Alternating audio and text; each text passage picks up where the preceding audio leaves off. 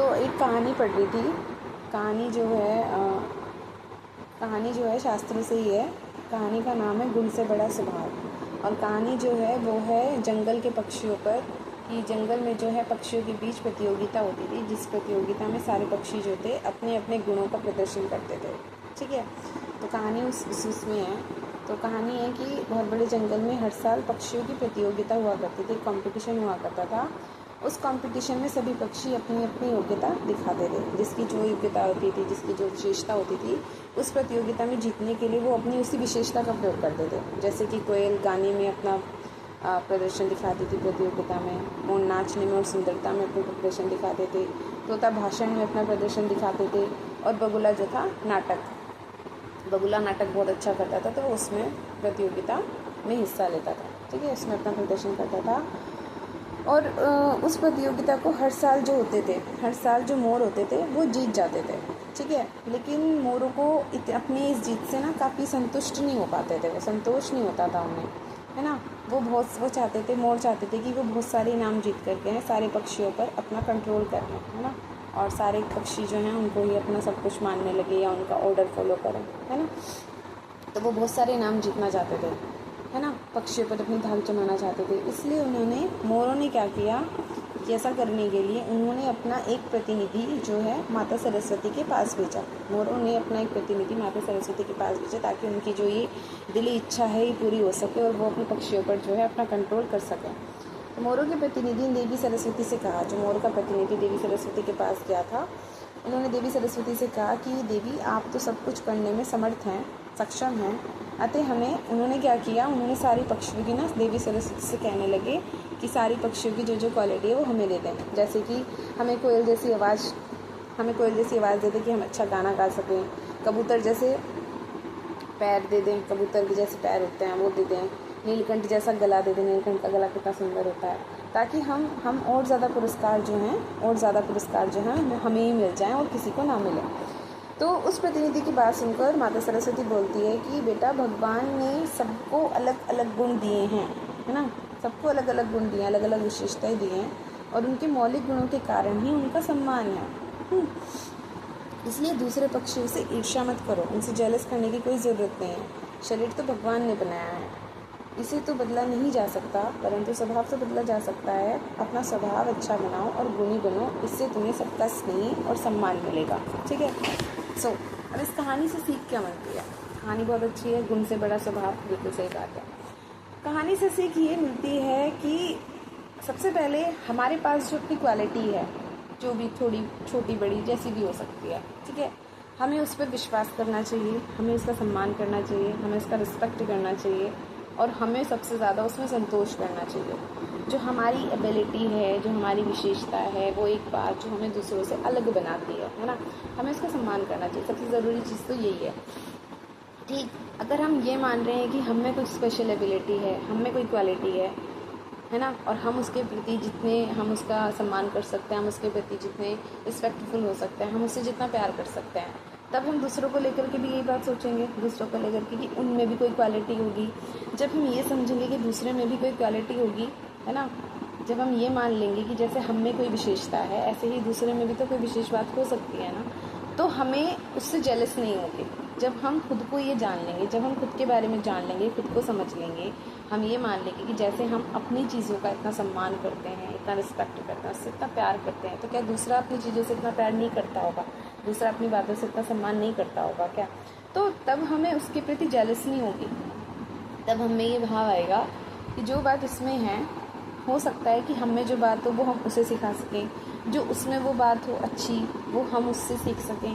तो अगर ये भाव हमारे मन में रहेगा तो वो हमें जो है एक दूसरे के प्रति विनम्र बनाती है, ना कि ईर्ष्यालु, ना कि द्वेषी, ना कि ये अब अगर कोई ये देख रहा है कि उसके पास ऐसी क्वालिटी है और हम में जो है, हम में ईर्ष्या की भावना तभी जन्म लेगी किसी दूसरे के लिए जब हम पहले ये मान चुके होंगे कि हम में कोई ऐसी बात नहीं है ना, तभी हमें दूसरे से ईर्ष्या हो सकती है, वरना और कोई चांस है ही नहीं कि हम दूसरे से ईर्ष्या कर लें, कोई बात ही नहीं है।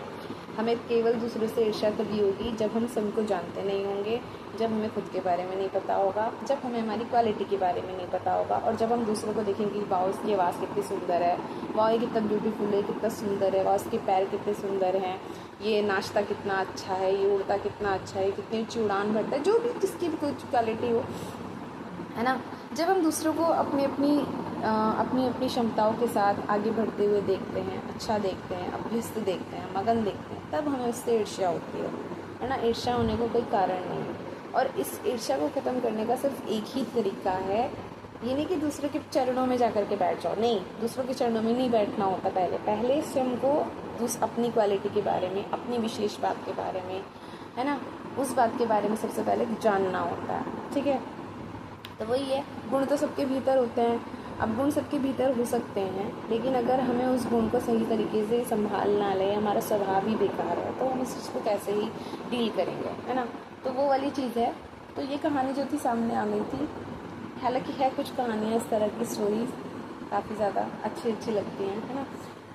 तो ये वाली चीज़ है, ठीक। और फिर दूसरी बात ये कि ठीक है, हमें हमारी विशेषता, हमारी क्वालिटी के दम पर जितना भी मिल रहा है, ठीक है, ये भाव आना कि यार और मिले और मिले और मिले, ये जो और मिलने का भाव है ना, ये इंसान को ना बहुत ज़्यादा दौड़ाता है, बहुत ज़्यादा थकाता है। हम और की कामना पता है कभी ख़त्म नहीं होगी, हम ख़त्म हो जाएंगे। हम जीवन के अंतिम क्षणों में भी अगर हमने अपनी इस और वाली भावना को कम नहीं किया ना, तो जीवन के अंतिम क्षणों में भी, जीवन के जब हम आखिरी सांस में होंगे, अंतिम क्षणों में भी हम यही सोचते रह जाएंगे कि यार थोड़ा सा और अचीव कर लेते, ये वो कर लेते, या उस समय हम ये कर लेते। तो हमारा मन ना इन सारी चीज़ों में ना बहुत बुरी तरह से लिप्त रहेगा।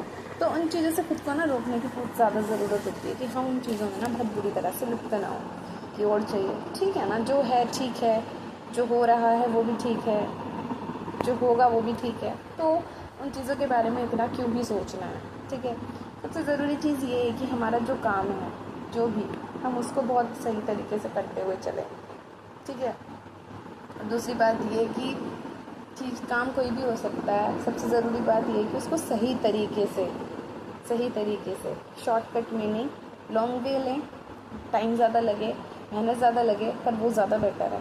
क्योंकि शॉर्टकट अपनाने के चक्कर में या अपनी मंजिल तक बहुत जल्दी पहुंचने के चक्कर में ना हम लोग बहुत गलतियाँ कर देते हैं, बहुत गलत तरीके अपना लेते हैं, है ना। और फिर वो जो गलत तरीके होते हैं ना, वो एकदम से हमें परिणाम नहीं दिखाते या एकदम से हमारे सामने नहीं आते। अगर एक बार हम गलत करना शुरू कर देते हैं ना, तो गलत अपने आप को करने का बहुत एक और मौके देते रहता है। बार बार हमारे सामने यही आता रहेगा कि जब पहली बार में कुछ नहीं आता, दूसरी बार में क्या ही हो जाएगा। और जब ये चीज़ें होती रहती हैं ना, तो हम गलत होते रहते हैं। तो वो वाली बात है, उन चीज़ों से खुद को ना संभालने की बहुत ज़्यादा ज़रूरत है। और संभालना तो हमें ही पड़ेगा, कोई दूसरा तो संभालेगा। तो वो वाली बात है, कहानियाँ किसी की भी हो, चाहे वो पशुओं की हो, चाहे वो व्यक्तियों की हो, चाहे वो कल्पनाओं की हो, चाहे वो देवी देवताओं की हो, हम हमेशा क्या करते हैं, हम कहानी के पात्रों से बहुत बुरी तरह से बंध जाते हैं। जबकि पात्र जो रचे गए हैं कहानीकार के द्वारा, वो हमें कुछ समझाने के लिए रचे गए हैं, लेकिन हम कहानी को छोड़ देते हैं और पात्रों को ऐसे पकड़ लेते हैं, उससे ऐसे चिपक जाते हैं ना कि वो उस पात्र की जो बातें थी, उस चरित्र की जो बातें थी, वो बातें रह जाती हैं, और चरित्र को पकड़ के हम अपनी ज़िंदगी का ना सत्यानाश कर लेते हैं। वो वाली बात है। कोई भी कैरेक्टर हो, कोई भी देवी देवता हो, कोई भी पशु पक्षी हो, जिनकी भी कहानी हम लोग पढ़ रहे हैं, हर एक चीज़ से हमें सीख मिल सकती है अगर हम सीखना चाहें तो। चाहे वो कोई देवी देवता हो, चाहे वो कोई पशु पक्षी हो, चाहे वो कोई कल्पना हो, किसी भी तरह की कहानीकार इन कहानियों के माध्यम से हमें बहुत सारी चीज़ें छोटी बड़ी हमारी लाइफ से रिलेटेड समझाना चाहते हैं, ठीक है। लेकिन हम गलती हमेशा यही करते हैं कि हम कहानीकार को नहीं पढ़ते। कहानीकार की कहानी वो किस संदर्भ में बात कह रहे हैं, उन्होंने किस बात को लेकर के वो कहानी रची होगी, हम उन सारी चीज़ों को, उन सारी पृष्ठभूमि को नहीं देखते हैं, हम सिर्फ चरित्र को पकड़ लेते हैं, चाहे कोई भी चरित्र किसी भी तरीके का। अब यही वाली अगर कहानी है तो इसमें सबका ध्यान जो जाएगा वो मोर और सरस्वती जी की तरफ जाएगा, है ना। लेकिन समझाने के लिए बात क्या कही गई है वो वाली बात है। हालांकि ऐसी बहुत सारी चीज़ें हैं तो उन्हें समझने की ना बहुत ज़्यादा ज़रूरत है।